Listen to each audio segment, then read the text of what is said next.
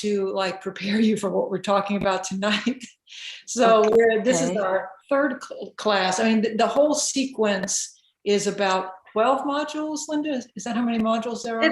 It's really 13, and then there's a 14th that you do on your own. That's the big one, the integrative practices. Yeah. So we're kind of in the middle of all those modules, and you can come in anywhere. This module happens to be on death and dying. So that's why, I just wanted to let you know that what the topic is. And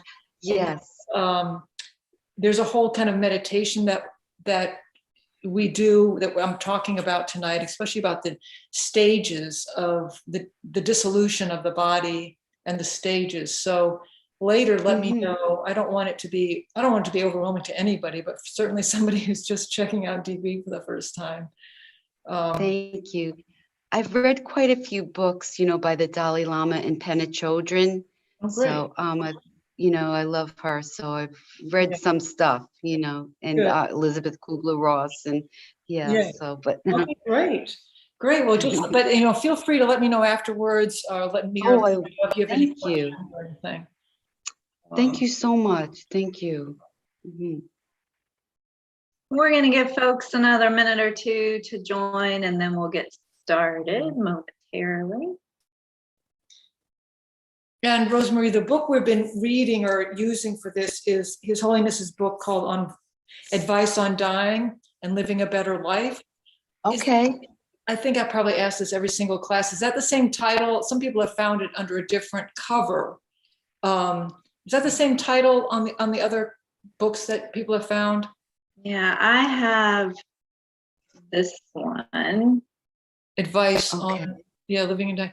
Hey, how come yours is mine is like backwards, like a mirror, right? And yours isn't. Oh, yours looks fine to me. It's just the way you have your Zoom settings. Okay. All right. No, it looks perfectly good to me. Oh, good. Okay. Yet another thing I need to learn about Zoom. At least I'm not with the cat filter. I don't have a cat filter on. I think I might need a cat filter. Okay, I'm showing us at 7:01. So I'm going to just make just a couple of announcements real quick, Steve, if that's okay. So I just wanted to remind everyone that there are so many things happening at the Kadampa Center. It's amazing. So my favorite place to go, as many of you have heard me say, is kadampa-center.org. And then from there, go in that upper right corner and click on the calendar. And there's so many things. There's everything from weekday morning meditations to Tara practices. This Thursday, I just saw this. Actually, we have a special opportunity with now a relatively new nun, Venerable Cho-Ying, and that's otherwise known as Sarah Brooks. And she's a longtime member of Kadampa Center and is now an ordained nun. And she's doing creative mindfulness this Thursday. And there's just so much happening. And of course, Venerable Rabina is here this Wednesday and next Wednesday. So if you have not tuned into Venerable Rabina, do so. She's amazing and you won't regret it. It's a fantastic opportunity. So definitely check out what's happening, virtually, as well as there are some things happening in person. Most things are virtual though. Okay, so without further ado, then I will go ahead and turn it over to Steve. Okay, thank you. Yeah. And hello, everybody. Welcome back. To start, I just want everybody to kind of refresh their own mind on how to set your intention. And last week, I brought up a couple of analogies that could help you kind of amp up your intention before we do the four measurables. So one way is to kind of check for yourself, is this realm that we're living in, perfect? Is this free of suffering? Are you free of suffering? How can you remind yourself that actually we're in some samsaric cycle of kind of like a prison, And Rosemary, we talked last week about how, it's such a gorgeous world. We're not trying to deny its beauty and not trying to not partake of that beauty. But if we look carefully, we can see that, oh yeah, this isn't so swell. And so for yourself, think in your own life, like what kind of suffering would you personally like to be free of? What kind of suffering do you see coming back over and over in your life? And, ensnaring you and chaining you. Where's the evidence for yourself? So first you have to make the case for yourself that this is something that you want to be free of, this endless cycle. There's so many benefits to being human. We're not discounting those. We're wanting to know, how can we use this human life to help liberate ourselves and others from this prison? So first, do a little reflection to remind yourself, what is it that you are imprisoned by? What would you like to be free of? And then extend it out to others.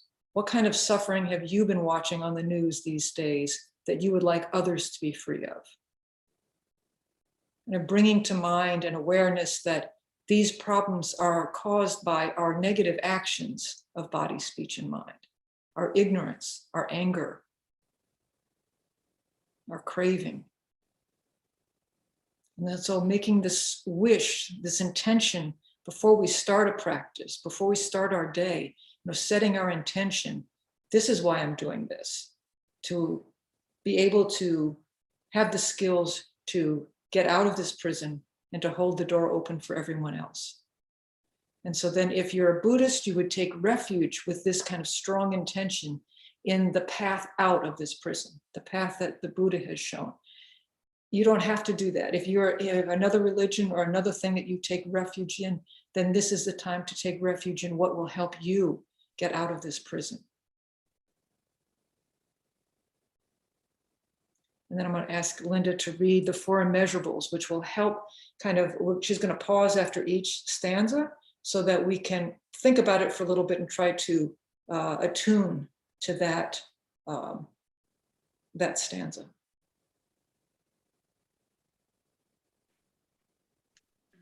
Okay.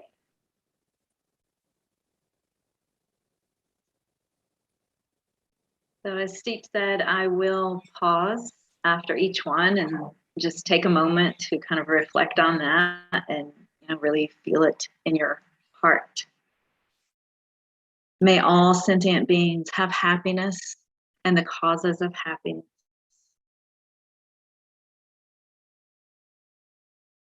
May all sentient beings be free from suffering and the causes of suffering.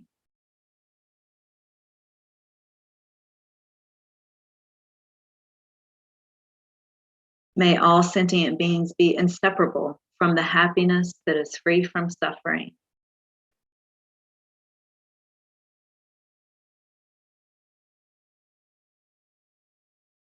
May all sentient beings abide in equanimity, free from attachment for friends or hatred for enemies.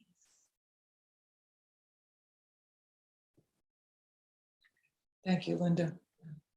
So we're going to start by just doing a brief meditation. So where you are now, try to make sure that you're sitting in a position with your back as straight as possible, not rigid so that your muscles are tight, but balanced.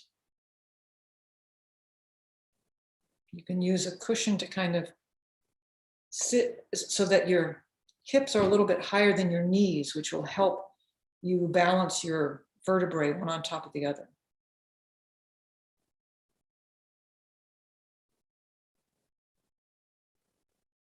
Now bring all your awareness to your breath.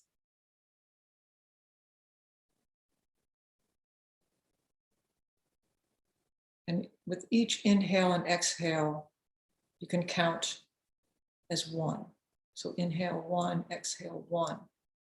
And then increase the count up to 5 or 10, using this as a way to bring your mind back to something as simple as the breath that you carry with you always in this life.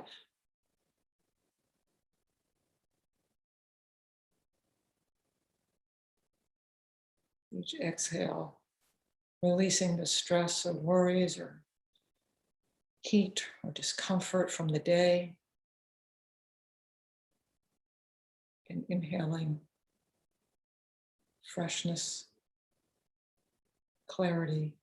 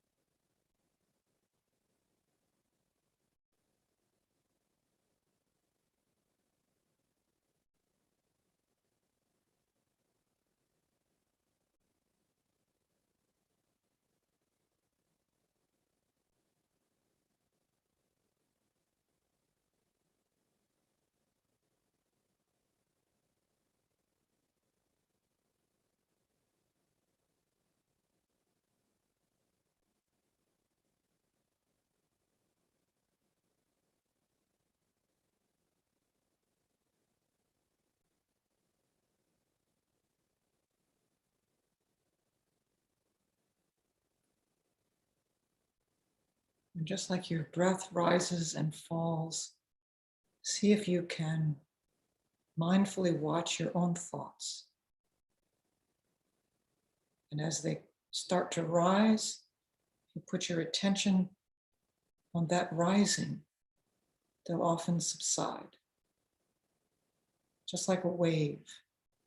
Instead of following the thought, try to create a little space so that you can feel the energy of that thought rising up and then settling back as you notice it, as you witness it.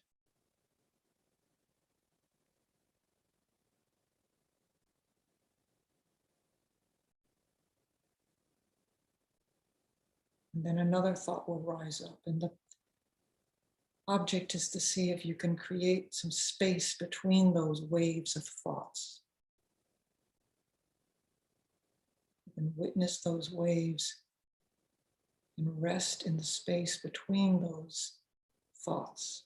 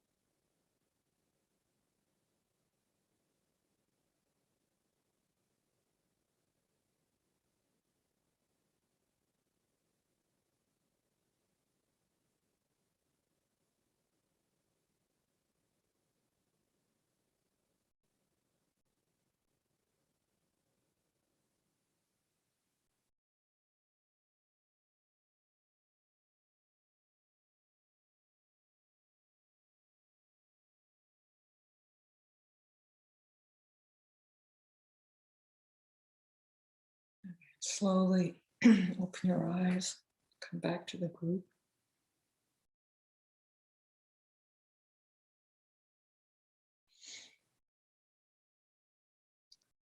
So I just want to check in with people and see how things are sitting with you from, I guess, the last couple of classes and from reading the book. Anything that you want to bring up before we press forward? If so, feel free to unmute yourself and share your thoughts. And if you are streaming on YouTube, feel free to leave questions and comments in the chat. I'm monitoring that as well. And speaking of chat, we have a new person on Zoom, Rosemarie, welcome. And so I thought it might be helpful for her and for us if you put in chat, like we've been, traditional meditation in Buddhism is to always start by thinking about the advantages of whatever you're about to do, whatever meditation you're doing or practice you're doing, and the disadvantages of not doing it. And so we've been talking, and the poem that we've been using in the book has been going over some of the advantages of recollecting death, meditating on death, studying death and rebirth. And why don't you let's just everybody throw out in chat some reasons why you or we are studying this topic. What are the advantages for you personally or as a class, traditionally, some of the benefits of studying this topic? So we can just throw out anything that comes to mind. And Rosemarie, you can chime in, but you could also just sit and read.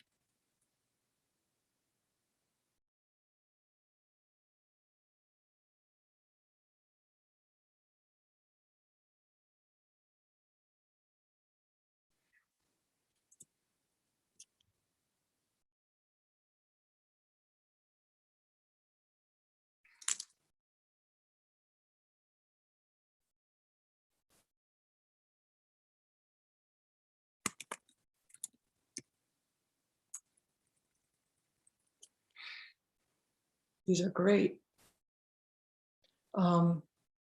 This probably isn't a traditional answer, but something that I like to do is think of death as my advisor. So it helps me in making decisions to remember my death. And it's something that we all have in common. All living creatures have in common. It's the one thing we all have in common. Helps connect us. So definitely this practice, especially the one we're going to do tonight, is so that we can become familiar with the actual stages of dying. So, we can familiarize ourselves with the impermanence of life, and we can practice a lot. We've been talking about using everyday things to help us practice with our attitude towards change, right? Our attitude towards big changes in our life, shifting things, because we don't want to deny our feelings about them. Feelings are really important, but we want to use those feelings to help us find the right thing to bring in, and to make sure that while we can be sorry we're leaving or sad we're leaving or miss people, to have super strong feelings about it, super strong clinging and grasping is going to become super problematic for us, especially at the time of death. It's like holding on to the train station platform as the train is pulling away. That's a problem. Saying goodbye and missing people and telling them you love them, that's not a problem. And I think one of the things for me personally that has helped in understanding kind of the balance of how to use feelings in some of this practice is to remember the image that's used so often in Buddhism of the lotus. So in every tanka or every painting you see in Tibetan Buddhism of the Buddha, you see the Buddha sitting on a lotus and then on a moon and sun disk. Well, the lotus represents renunciation. And as I said in the first class, renunciation doesn't mean going away from the world. It means knowing that the world goes away. So when you know and remember that the world goes away, that this person you're calling yourself changes and goes away, then you hold to things in a very different manner. So what I wanted to say about the lotus was, it's coming out of the mud. It's growing out of shit, and so to just deny that part of the process, I can certainly say I was guilty of that. Like, I would like to just forget all the crap that has happened in my life and just go on up to something else. And that's a problem. It's called spiritual bypass. Instead, use the crap in your life as fertilizer, as motivational energy. I think Lama Yeshe had said that some of his favorite students were the ones who had really difficult, problematic lives, because then their path to enlightenment was juicier and richer. So we all have our own history on the path, and the point is to use it, not to deny it. So that's just my little pitch for how to bring feelings into the practice instead of avoiding them. Because death is certainly going to bring up a whole bunch of feelings. We're not trying to escape them. And as we work through them, then one of the things that will help lessen our own anxiety about what's going to happen at the moment of death is the death dissolution meditation, which we're going to go over in a minute. I think today we're going to do the 4 main stages. Then the last stages, which we'll do next week, have much more to do with emptiness. Because as all of the elements and the sense organs dissolve,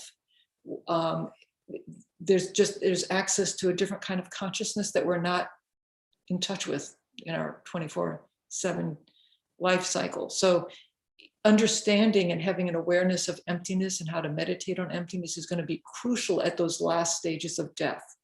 And if you've been reading the book, then that will make a lot more sense, how you're trying to join your understanding of emptiness with the clear light that you will have access to at the moment of death, at a certain point of death.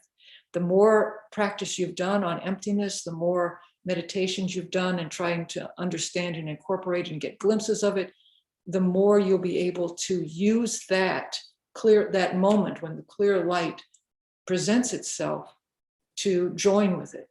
And that's the real gift in understanding the stages of dying. That's what we want to be able to do. So you've probably heard stories of monks and high teachers and nuns who have their body has not deteriorated after death. It's stayed in this kind of state where medically they're dead, but their body is not decomposing. So does that sound familiar to people? Just okay. So that's because they're doing what I'm talking about, where they have merged with that clear light of death. And all of us will have that moment when we'll get that glimpse, but how we're able to recognize it and join it and use it is going to vary depending on our abilities. So that's another real reason why we're doing this practice. So any questions before I kind of go on? There is one question in chat, and Julie, you may need to clarify. Julie asked, are these the signs that hospice and doctors use? I'm not sure if you're asking if these stages of the dying process or something else. I guess more or less the outward stages, like the listlessness and I guess the drop coming out of the nose. Yeah. So we'll go over it. We're going to jump right into that because yes, some of these stages are familiar, especially the early stages that are more outward. The hospice definitely is looking at. And I'll just talk about one of them right now because in the very first stage, hospice calls it restless legs. And I think that's what they're calling it. And I mean, I've witnessed it with animals and with people where the person's constantly trying to get up. And it's one of the first signs because what you'll feel that your arms and legs are falling. And so in all these different, so that becomes very disconcerting to some people. And so it's why drugs are often used, because it's seen that the person is in distress, and they might be, they might be, but the drugs kind of sedate them. So I definitely saw that with my mother and in hospice care. So everyone's going to have it it's very much of a dreamlike state. So for example, if when you're sleeping in an overly cold room, you might start dreaming that you're in snow. You might dream you're in snow. I might dream that, I don't know, I'm on stage and it's freezing. I don't have any clothes on. Somebody else might dream that they got thrown into the middle of the ocean. And, you know, everybody's going to have a different dream. Somebody else might dream it's Christmas and they're really happy because it's cold outside. That's what you bring to the experience. But the experience of the stages is what we're going to go over. The point is to keep practicing in our daily life with kind of recognizing that, oh, this is a dream. The way I see this experience is based on my mind. And so that when we're going through these stages, we'll be calmer. And when we're having those feelings of our arms and legs falling, we will not, even if we do start seeing it as kind of a frightening experience, we'll be able to detach from it a little bit and witness it, just like we were doing in that meditation, where we were trying to move a little bit away and not follow all of our thoughts. We were trying to watch them as kind of like the ocean going up and down, and get a little distance so that you're like you're watching it on a movie. That's something we can practice throughout our day, so that then when we are in an experience where our arms and legs feel like they're falling, if a kind of a nightmare scenario attaches itself to it, it won't frighten us. Or we'll have so much experience with it, there won't be a nightmare experience. There doesn't have to be. But in either way, we'll recognize that, oh, these are just illusions, delusions. Any other questions? All right, so. I don't see any. No, Linda? I don't see any. Okay, so I want to, I'm kind of debating whether to go back to the poem. I think since we're talking about the stages, I'm going to read to you some of the stages now, and we're going to do a meditation on it later. And then we can go back to the poem. The poem is just is a way to kind of break the meditation into parts. And what we've done in the poem so far is, you know, start with why we're meditating on death, the importance of remembering the practices of death, because nothing else can really help you at the moment of death except your practice. So that's what we've been doing up till now. Okay. Anybody have any questions? I know this is kind of a lot.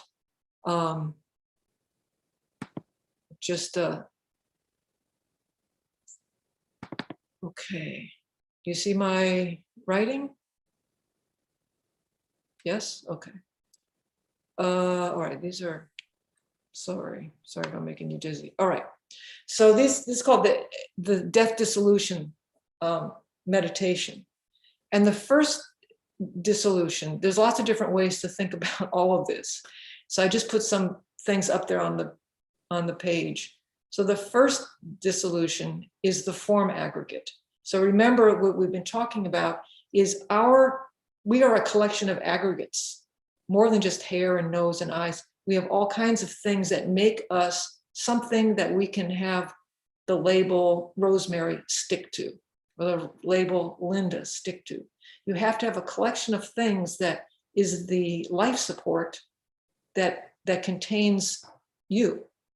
So the death dissolution process means that the elements and the aggregates start to dissolve into each other. They start to kind of melt into each other. And the more we become familiar with those, then the less frightening they'll be. Somebody else asked me once, because I remember when my mom was dying, the first time, everybody thought she was going to die in a week, and then it was a month, and then it was 13 months. So she hadn't really entered these stages. From what Geshe has told me is once you're in these active stages of dying, there's no turning around. So I don't know what that, so I guess like when somebody, is brought back to life, they might not necessarily have gone through all of these. I don't know, I can ask him that question when I see him. And also, just before we go any further, they can happen very quickly. Like if I get hit by a car and die, these will happen so in such a blur. If I am, for my mother, she was in the active stages of dying for 4 days, and I saw these kind of happen very slowly.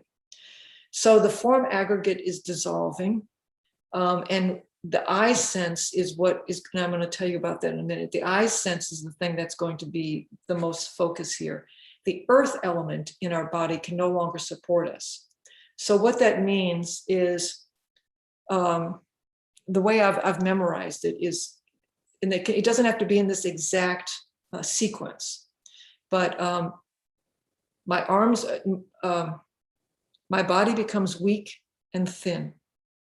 So the body itself, the structure of it, the foundation of it, the skeleton is unable to really hold us. It becomes weak. My arms and legs feel like they're falling. So Geshe-la says some people feel like they're being trapped underneath something. So they're constantly trying to get up. Other people feel like, you know, that falling that you feel right before you fall asleep sometimes? Sometimes people feel that. My arms and legs feel like they're falling. And you know, you'll get all of this, so you don't have to worry about writing it down. My body becomes thin and weak. My arms and legs feel like they're falling. My vision becomes dark and blurry. So this is the I sense, right? Your vision becomes dark and blurry. You can no longer blink your eye. Your natural glow is gone. And then the inner sign for the person experiencing the first dissolution is a mirage. So you see something kind of mirage-like. When you're doing the meditation, then you say, mirage is here, fireflies, smoke is coming. That's the second sign. So there's all these inner signs, there's these external signs. The inner sign is something only the person dying experiences. So then you've gone through the first step. The second dissolution is the feeling aggregate. So the form aggregate has already been dissolving into the feeling aggregate. Now it's going to focus on the hearing sense. And the water element can no longer support us. And the inner sign is going to be smoke. So during the second stage, it goes like this. I can no longer feel the difference between pain, pleasure, or neutrality. Neutrality means you're not in either the state of pain or pleasure. You're just comfortable. So you're no longer feeling. This is the feeling aggregate. So that's kind of the good news. You're no longer feeling pain, pleasure, or neutrality. That's kind of gone from your experience. Your mouth and nose dry and pucker because the water element has dissolved. Okay, I can no longer feel the difference between pain, pleasure, neutrality. I can no longer remember the difference between pain, pleasure, neutrality. My mouth and nose dry and pucker. I can no longer hear external sounds. I can no longer hear internal sounds. I remember when Geshe-la was teaching this to me, I was like, what are internal sounds? You mean like my stomach? He said, no, like there's an internal like whirring. And so if you put your fingers in your ears, you kind of hear your own little like system vibrating. That sound is gone. And then the inner sign is smoke. It could be like a wisp of smoke or a fog or, you know, just some kind of like smoke-like appearance. So then you would say to yourself, in the meditation, you would say to yourself, mirage is gone, smoke is here, and fireflies are coming, because fireflies is the third sign. So in the third dissolution, it's the aggregate of perception or discrimination, where you can tell this from that, the sense of smell, and the fire element is now dissolving. So earth has dissolved into water element, water is dissolved into fire element, and the fire element is dissolving. And so the way I've learned it is, now I can no longer remember the names of the people in my life. Now I can no longer remember my relationships to these people. And again, this is not with, so we're going to meditate on it as that's not a terrible thing. It's just kind of, you know, a relaxing of things. No longer remember the names. I can no longer remember the relationships to these people. warmth withdraws. Your inhale is short and your exhale is long. And if you work with hospice or you have watched somebody die, you know that sign. And that again can be a second or it can be days. The inhale is short, the exhale is long. I can no longer smell. Your sense of smell is gone. Yeah, no longer smell. And the inner sign is fireflies. So then you would say, smoke is gone, fireflies is here, and light is coming. The fourth dissolution is the aggregate of compositional factors. That's everything else, all the other mental faculties, besides the ones that we've already talked about, discrimination, feeling, form. This is now all the other mental factors are dissolving. The tongue sense, the sense of taste is dissolving. The air element can no longer support us. So all these elements have dissolved and into fire and then into air. And so the meditation goes like this. I can no longer move my body.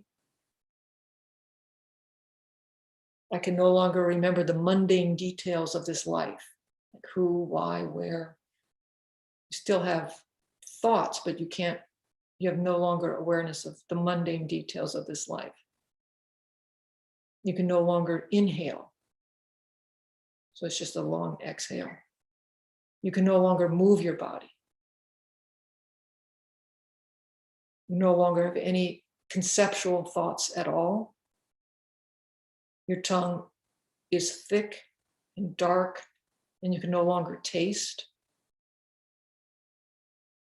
And the inner sign is a flickering light, like a candle sputtering. Okay, so those are the four main obvious dissolution. And then it goes into the next set, which are much more internal, because there's no longer sense faculties that are dissolving. It's now much more of an internal consciousness. So the gross forms of consciousness cease, and then there's a pure white sky-like appearance. And then this white sky dissolves into red sky-like appearance. And then like a sunset, like pure red, orange color. And then this dissolves into a dark sky, and it feels like fainting because there's no, it's hard to, we've all done this, but it's hard to find the words. But it's said to be like fainting because of consciousness kind of collapsing. And then the clear light of death appears. And that's the moment that you have this opportunity. And I'm going to read about it in case you don't have this book, to join what's called the mother and child clear light of emptiness. I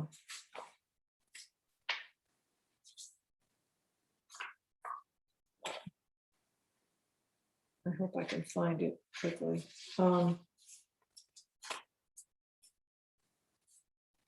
Well,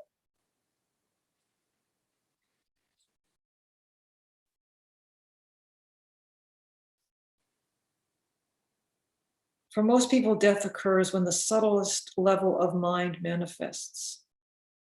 The most subtle consciousness usually remains, well, this is, it's hard to just jump in the middle of this book. Give me one more second here.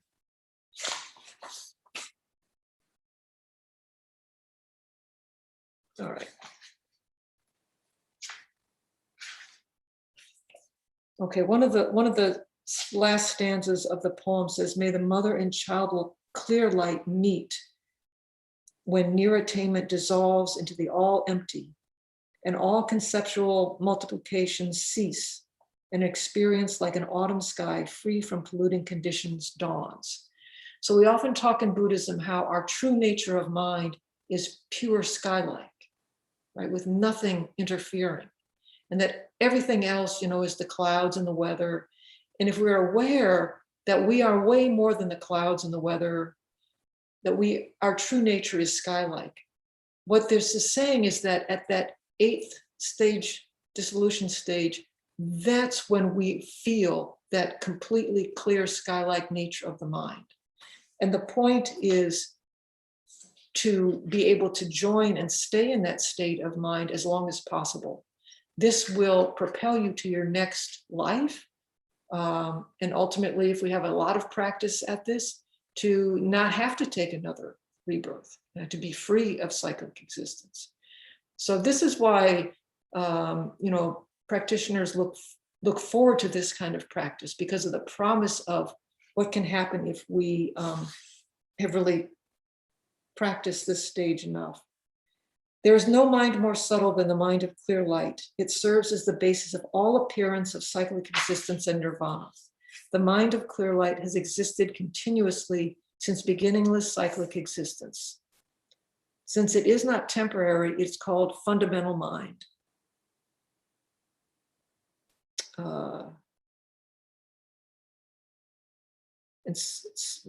They're newly produced in Bountiful.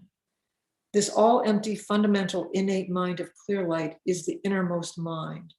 All other minds can be considered coarse, although there are many levels of coarseness. All right, so I'm not going to read all this to you, but it's here. So this is why meditating on emptiness is so critical to understanding Buddhism. We're going to talk about that in a minute, but first I want to just stop and see if you have any thoughts or questions about what I have up here on the board. So again, if you do have any questions, just unmute and you can ask. If you're streaming, feel free to leave it in the chat.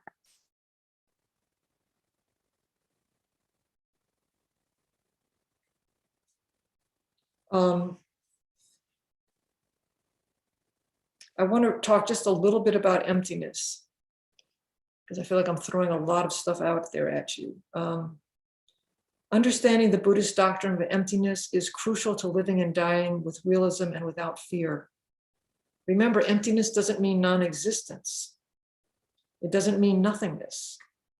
It means that it's empty of the way that we see things is very fixed. So remember, I've been talking a lot about how our minds are like a river. And we can look and see just this one little slice of the river and think that's us, that's it. If we were above the river, we would see this endless flow of river that we wouldn't really be able to find its source or its end.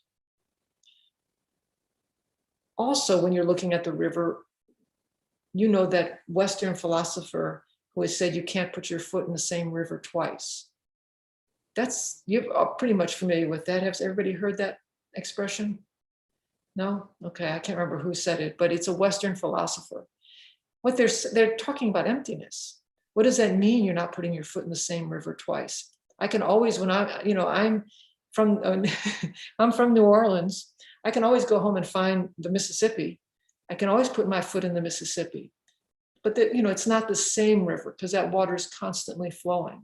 The other thing, that's emptiness. That's part of what we're talking about. You can find the river, you can label it, you can put it on a map, but it's really the collection of its parts that hold the label Mississippi River. If the river dried up and there's just the river bed, that's not really the label Mississippi River anymore.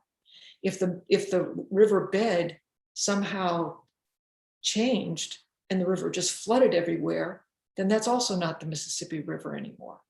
But all those parts are perfectly in place for us to be able to hold for it to be able to hold that label Mississippi River. And we're all able to go and look at it and agree that's the Mississippi River because it's functioning like the Mississippi River. But it's not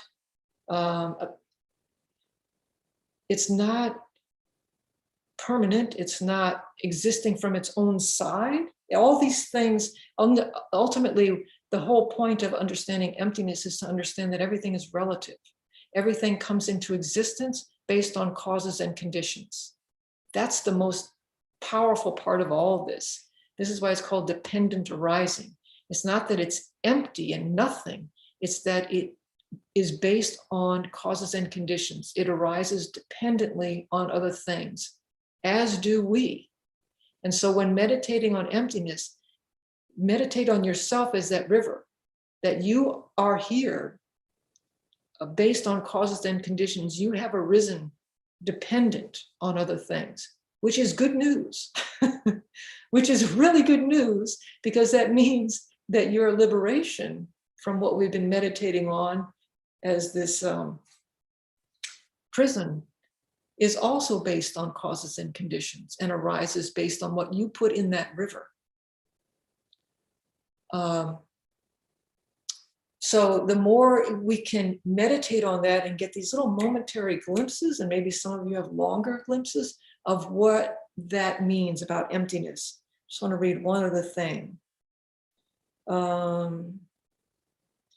So he's kind of getting to what I just said. The closer you look, the more it is not found in any of these ways as being solid and coming from its own side. This is the case for all phenomena. The fact that you cannot find them under any such analysis means that they do not exist from their own power. They are not self-established. They are not inherently existent, despite all appearances to the contrary. Still, this does not mean that sentient beings and things do not exist. Rather, they do not exist the way they appear to, so concretely. When you analyze and meditate well, you will understand the harmony between the actual appearance of purpose and people and things and their emptiness of inherent existence. Without such understanding, emptiness and appearance seem to prohibit one another. All phenomena, causes and effects, agents and actions, good and bad, exist conventionally. They are dependent arisings. Because phenomena depend upon other factors for their existence, they are not independent. This basis of independence is their ultimate truth. This absence of independence is their ultimate truth. Comprehending this is wisdom. So the fundamental cause of suffering is the ignorance of this. So anyway, this is all like a jam-packed little nugget of information and like a pep talk into meditating on emptiness, because without an understanding of emptiness, why would we really be meditating on all this death stuff?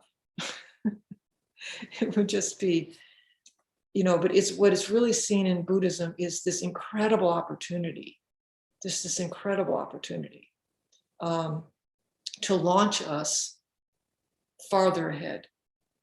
So There's one question, Yeah. if you want to tackle that one real quick. Julie wants to know the white noise that stops at death that Lama Yeshe mentions in the Mahamudra. Is that the same as the ringing in the ears we hear when meditating? I think so. That stops at death. I would think so, but I'll double check with Geshe-la. But yeah, because like when you put your fingers in your ears and you hear all that, that sounds a lot like white noise.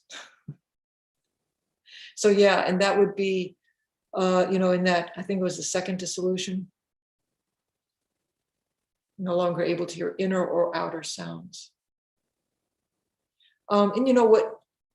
It gave me comfort to know that any discomfort, somebody I'm helping, go through the stages of death, that they don't feel pain after a certain point. So what I was trying to convince hospice of with my mother is that let's stop the morphine after a little bit, after she stops having restless legs.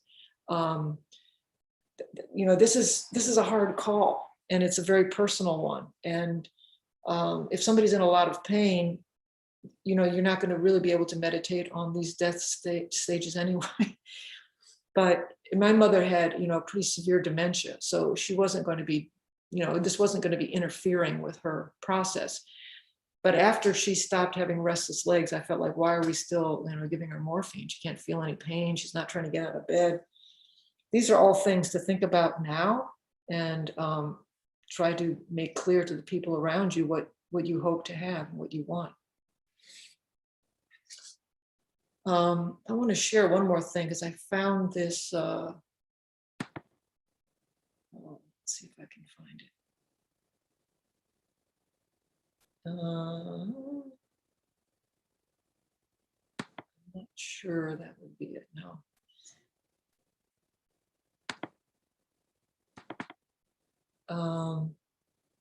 We're back to this. So can you see? Right now, I just see like a list of things. Do you see the list that I wrote? Yeah, it's like DB and then parallel world. Okay, let me try again.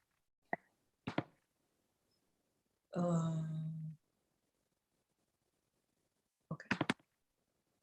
How about now? Hang on.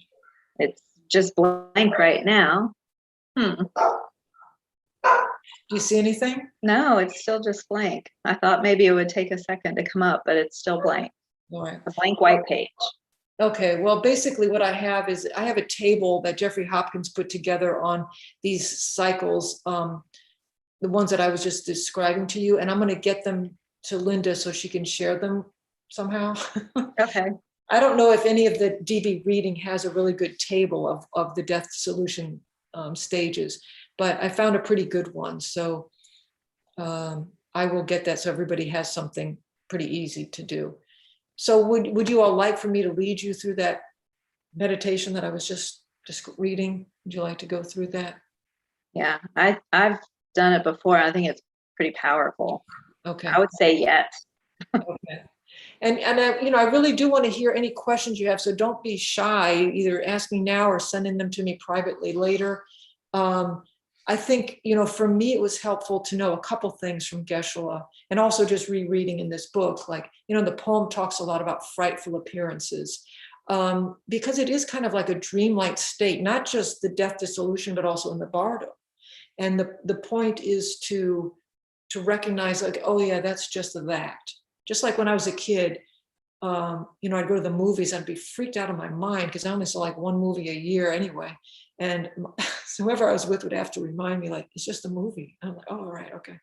Or if I went on a ride in New Orleans, there's Lake Pontchartrain, and I get sick on all the rides. So I'd only go to the what was it called? The haunted house, right? But I would get so scared out of my mind in the haunted house. I didn't know which was worse, like a roller coaster or the haunted house. It's like torture. But I would just close my eyes, just like, okay. But now it's like I use scary movies or anything like that to try to like just reduce my fear and know, okay, so that's just this thing. It's just an illusion. It's just this. So that these things can arise during our mind in the death dissolution process in the same kind of way. It's just kind of like blips. Just like when you're meditating and this thought comes up, and when you look at it, it tends to subside. That's what happens with me a lot. I have music running through my head all the time. When I wake up in the middle of the night, there's a song. When I meditate, there's a song. The only thing that helps is I just look right at the song, and then it starts to go down. If I say I'm not going to pay attention to the song, it gets really, really loud. And so similarly, in your meditation, your mind is going to do all kinds of things, just like when you're dying. And this is the time to practice with, like, what helps the mind subside? Usually shining a light and going, oh, here are thoughts arising. And then they kind of calm down. Oh, here's me thinking about that. The mind is so tricky. It's so tricky. So the other thing that Geshe had said to me that helped me once when I was kind of freaking out about the bardo state, he was like, well, but you can practice there. You can practice bodhicitta there. You can ask for people to help you. It's like a dream. So sometimes I'm aware that I'm dreaming, and especially if it's really scary, and I go, wait a minute, I think this is a dream. I don't have to do this. So if some of this is disturbing you, just remember that that's a thing to practice with now. All right, so get into a comfortable position. And take a few nice deep breaths. And imagine your best place to die. Your bed, wherever it is that you would like to die, your body is comfortable, you're well taken care of. There's nothing to worry about on that score.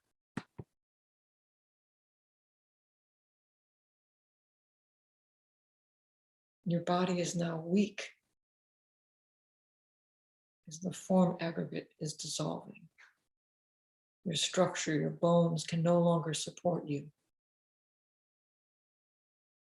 Your vision becomes dark and blurry.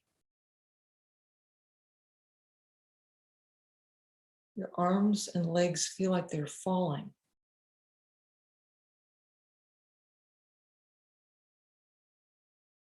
You can no longer blink your eyes.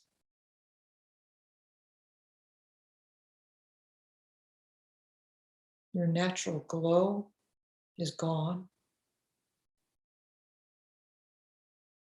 And the inner sign is mirage. See some kind of mirage. And you know you're in the first stages of dying. You tell yourself, mirage is here and smoke is coming.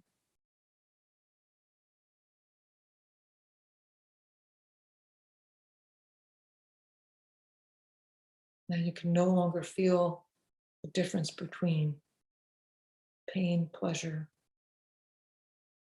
and neutrality. You can no longer remember the difference between pain, pleasure, and neutrality.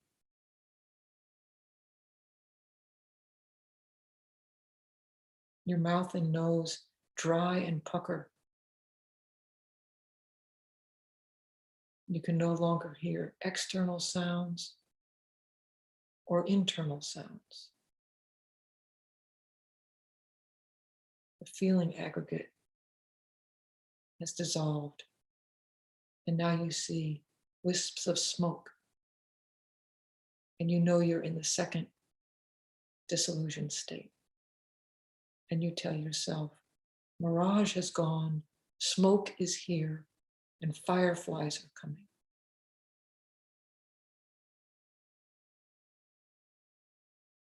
Now you can no longer remember the names of the people in your life.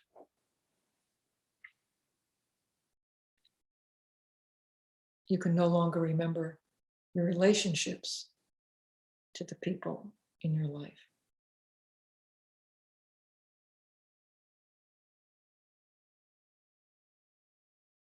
Warmth withdraws. You have short inhale and very long exhale.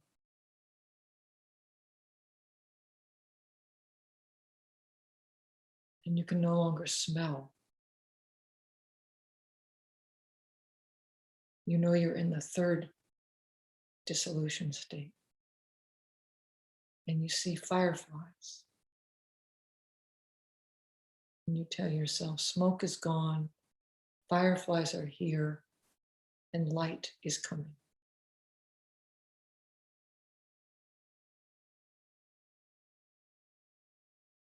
Now you can no longer move your body.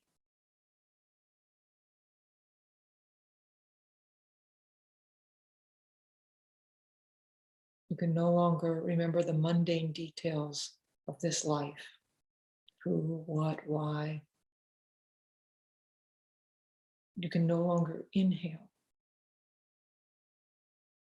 You can no longer move your body. You can no longer feel your body. You no longer have any conceptual thoughts. Your tongue is thick and dark, and you no longer taste. And you see a flickering light, like a flickering candlelight. Fireflies are gone. Flickering light is here. and sky-like appearance is coming. Now all gross forms of consciousness cease, and pure white sky-like appearance.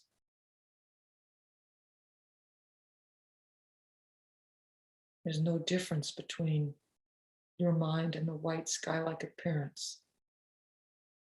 Then it turns into a red sky-like appearance.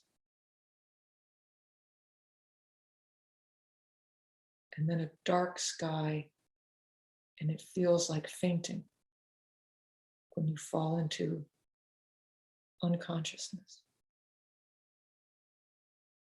And then pure blue, crystal clear sky appears. Like the bluest sky on an autumn day.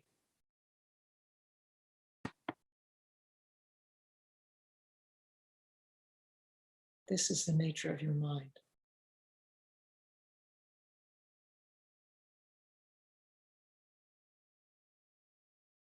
This is the clear light of mind, without clouds, pure, unending.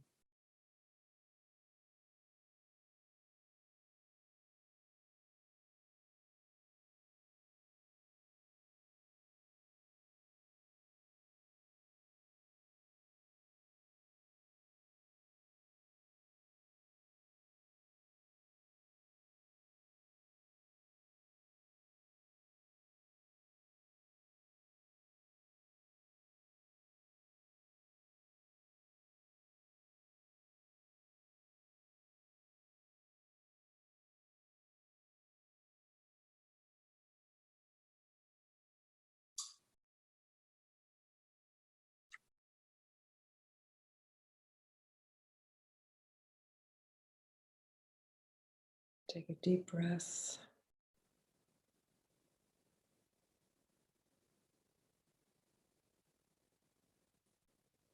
Slowly come back.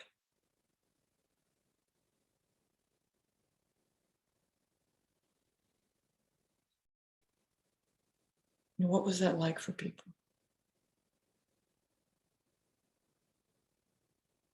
Were you able to feel that clear blue sky?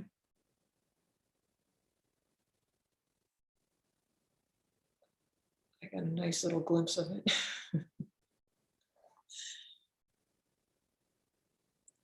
And you know, if you get a glimpse of that in any of your meditations, then it's meant to give us the confidence of going through those death dissolution states, entering into that with confidence. One of the stanzas, I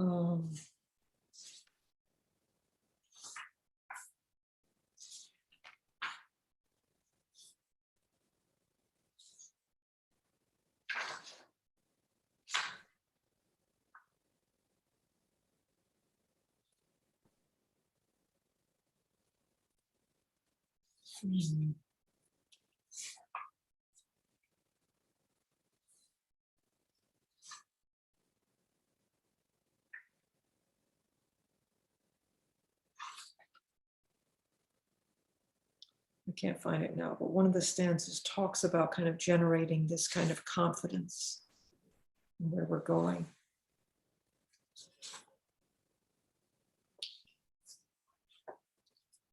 All right. So there's what I would recommend is I'm going to send Linda the chart and also what I've been sharing, this death dissolution states. And if you have the book, they're in there. And so I'd really recommend meditating on that this week, reading through it so it makes more sense. If you can memorize some of those keys that we were just hitting on, this is what happens in the first stage, this is what happens in the second stage, it's an excellent thing to do as you're falling asleep. So I try to, meditate on it deeply at least once a week, but I try to do it every night as I'm falling asleep. That's something Geshe-la really recommends. So, and then bring any questions, any thoughts, any concerns, any experiences next week. We'll go into those last stages in a little bit more detail. We kind of rushed through a bunch of stuff, but there's a lot to cover. And we'll go back to some of the poem as well. Anything? Yeah. Julie is unmuted. Julie, did you have something you wanted to share or ask? I think it was an accident. Oh, okay.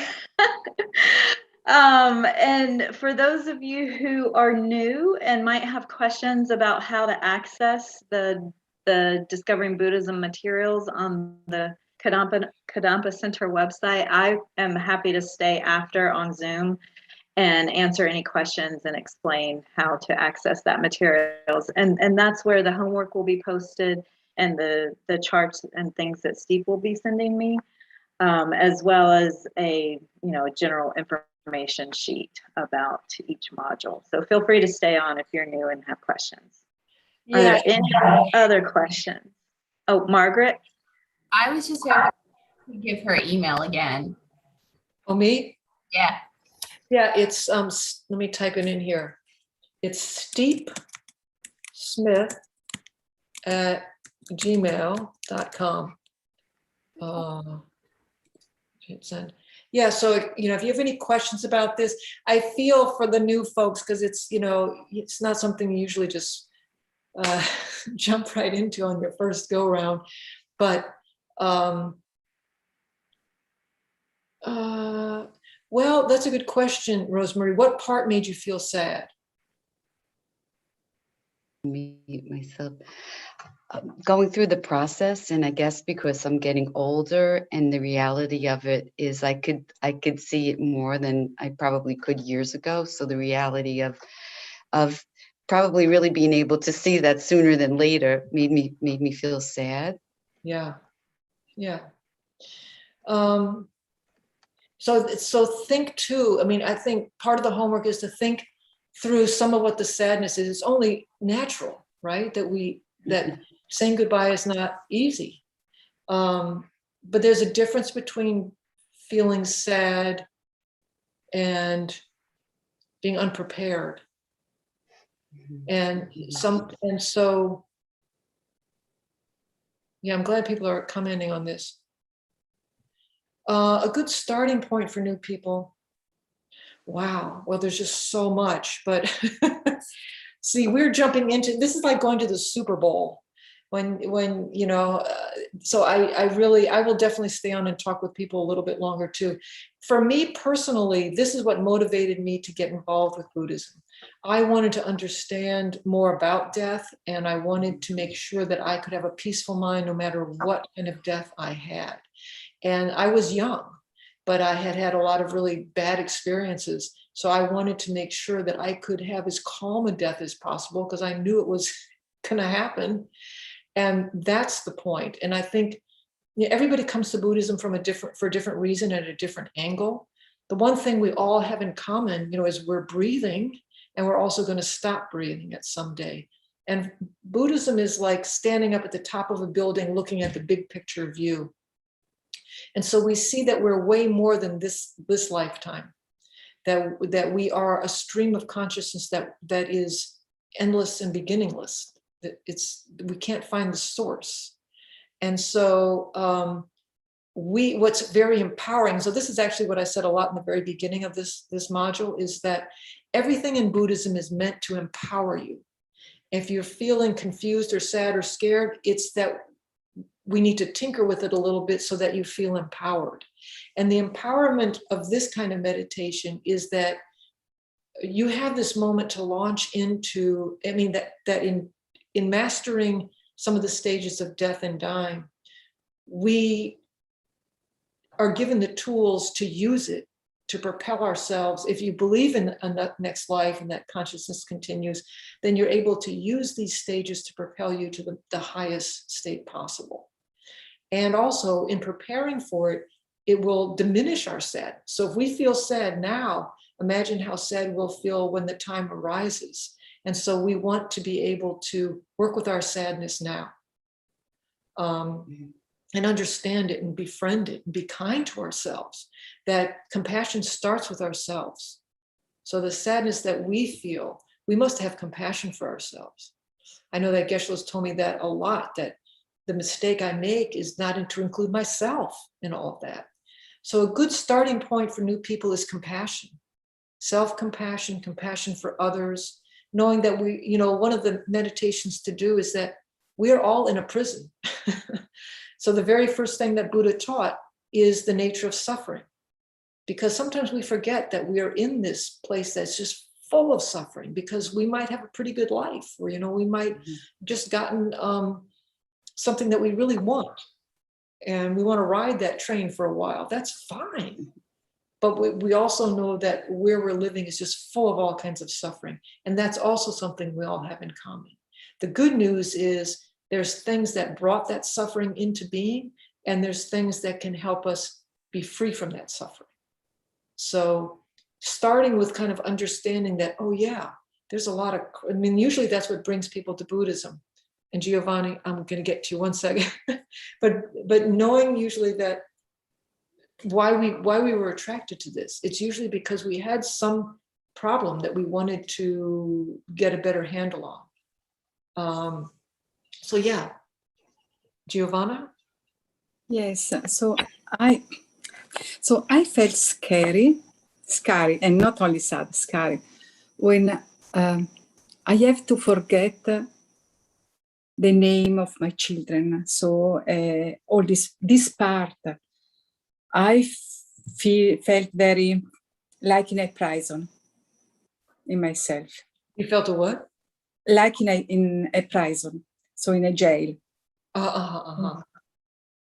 This Okay. part, it was very, very hard. Because you have to forget all your memory. Mm-hmm. So and I have to forget the memory of my children. okay, so that forgetfulness is momentary, because when you are enlightened, you'll remember all of it. Yes, but I'm not enlightened tomorrow in eons of years. Right, but also you're not going to forget the names of your children until that moment, right? And so let me just tell you a story that might help a little bit. So because at some point,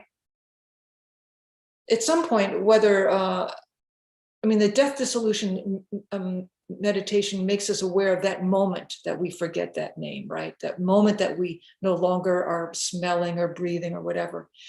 But we all are aware that we're going to die and no longer have those relationships, which is also sad. But from a Buddhist point of view, we're not getting out of that easily. that those connections also have no beginning or end. And so one time, this is a long time ago, when Geshe-la lived with me, he lived in my house for 9 years, and my dog, my beloved dog, was dying. And actually, after she had died, he said, I told him how sad I was, and this is just a dog, you know, but he said, make a strong wish that she's in your very first circle of disciples when you achieve Buddhahood. And this was such a sweet thing, but I also knew that it's not just that far away time of when I reach Buddhahood, but also, you know, my very next life or my very next moment, that there's really no beginning or end to those connections either. That you can't find a beginning to the connections you've had with your children, and there won't be an end to them either. Yes, there will be a moment in these lives that we're living now where there's going to be a separation, you know, that everything that comes together goes apart. And so now we're meditating on this part where things go apart. So then one of the things I'm going to ask Geshe-la, because I think, Giovanna, you were here when I told this story about, I was very sad because I was, you know, Katrina had ruined New Orleans. My mother came to live with me. Now I was in Washington helping my uncle who was dying. And I just was overwhelmed with impermanence. Everywhere I looked was impermanence. Do you remember this story? Yeah. And so then I asked Geshe-la, like, what do I do? You know, I'm just overwhelmed with this sadness of impermanence. He said, oh, that's because you're only meditating on one end of what goes away. you have to start meditating now on what arises. And things only arise because other things dissolve. And so that helped me a great deal, because I was having to say goodbye to people I loved and whole ways of my life, you know.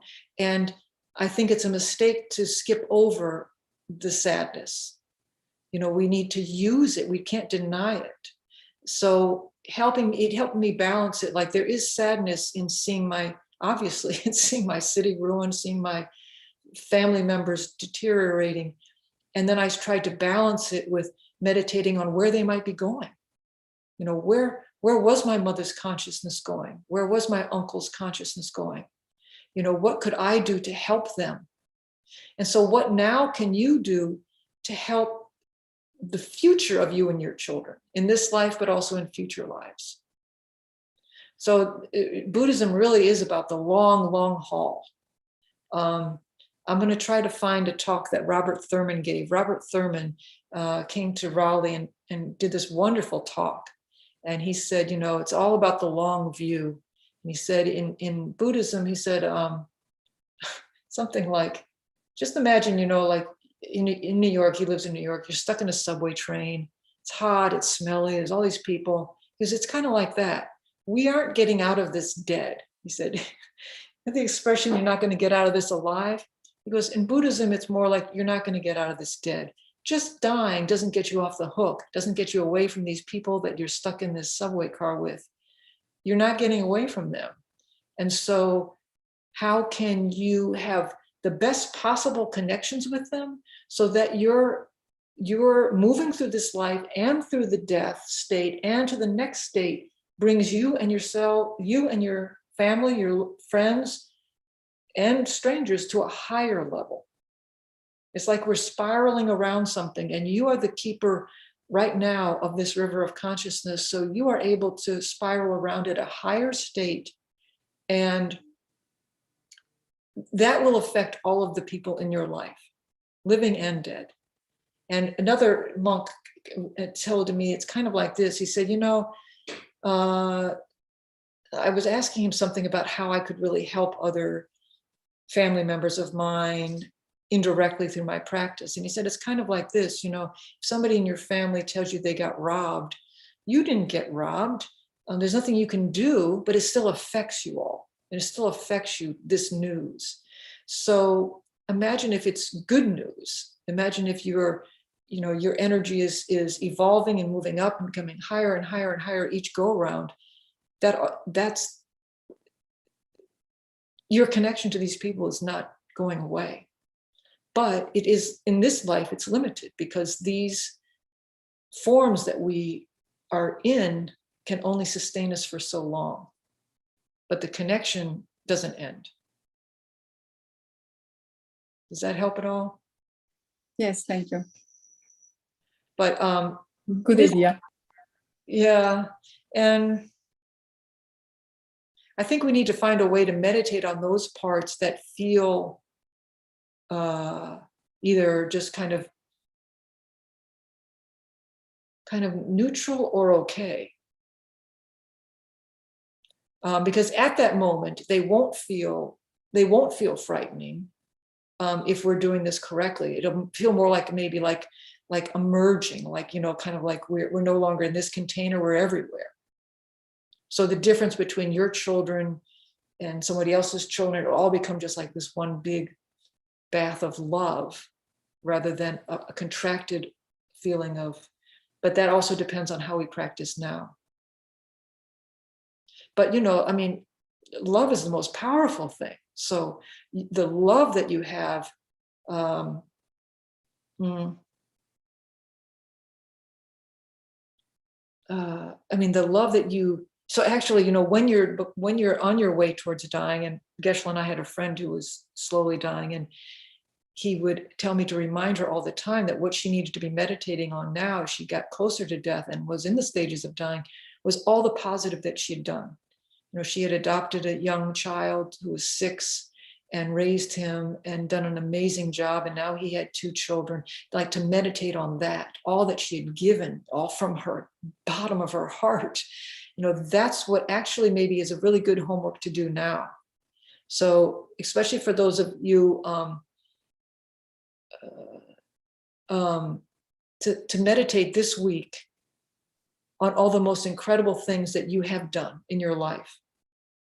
Because when we get closer to death, that's what we want to meditate on. That's exactly what we want to meditate on. This is the death dissolution stage when we're in the actual stages of dying. But what we want to meditate on as we approach those is all the positive things we've done in our life, because it's like a wave that we can ride in its draft. And your connections to those loved ones is exactly what you want to be meditating on, all the good that you've done. You don't, that's it. So let's do that this week, okay, Giovanna? And Rosemary, does that get to some of you? Can I share a little thing? Yeah. So I didn't like going into the body so much because we felt like if we focus on the prayer or chant, then normally when we sleep, we're not even focused on the body. So I felt like even when I'm dying, I don't think I want to focus on the body than praying, than doing a chant or thinking of Buddha or God. My old friend, she was going through these Alzheimer's states while living. She wouldn't remember my name or people's things. So I felt like already people are going through the dementia. And I went and prayed with her the Buddha medicine. And then after, she was listening to Medicine Buddha bhajan and she died in it. So I felt like, I know in yoga we do a lot of this yoga nidra. You're going through each part of the body. But once you go in, you're not even there in the body anymore. So you're into deep sleep. Right. So there's lots of, when somebody's dying, there's lots of mantras to play for them so they can have those imprints on their mind. 100%. This meditation is so that you are familiar with those stages, so that you know what's happening and that you can use them, so that you don't miss that opportunity when the clear light of mind arises.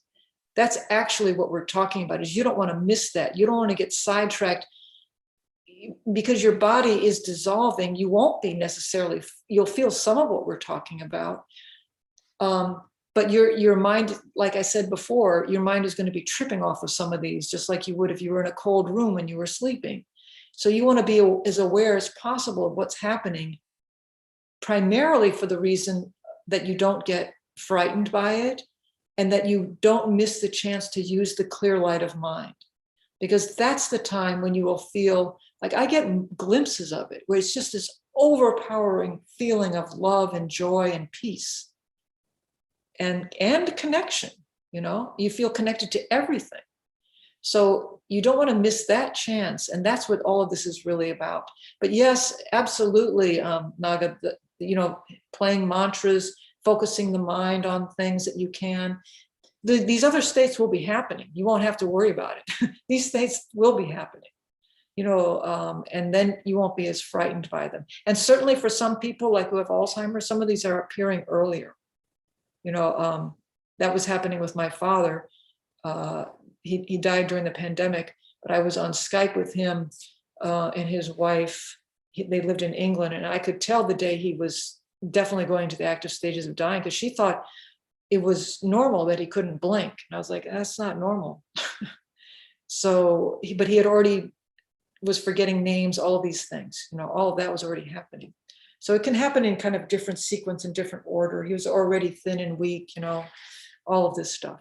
But these are things that if we meditate on now should reduce the fear, should reduce the sadness, and increase our love and our connection and our ability to align with the highest possible true nature of our mind. So please email me if you have some blowback from this meditation or are still feeling sad afterwards.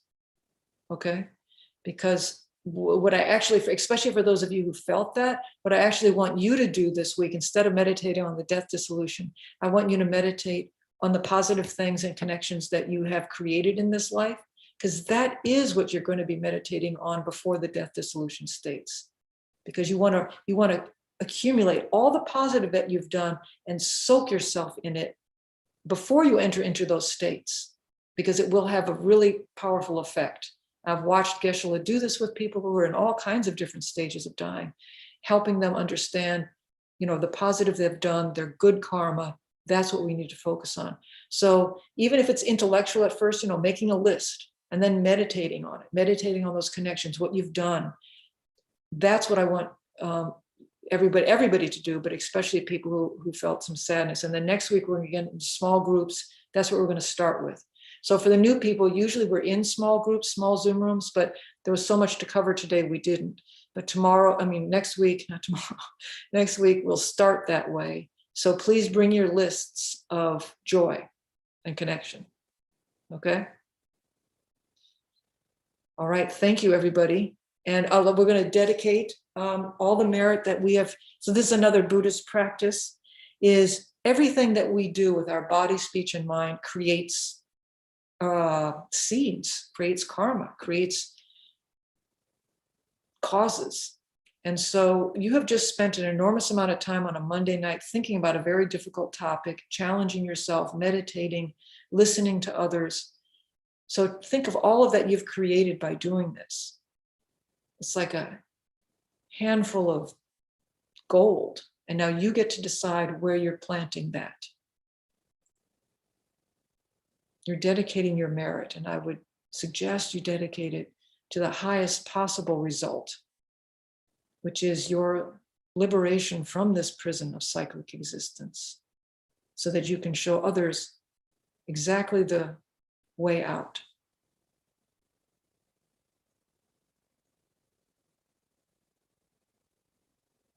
And Linda is going to show us Shantideva's prayer, which we can use to increase our dedication.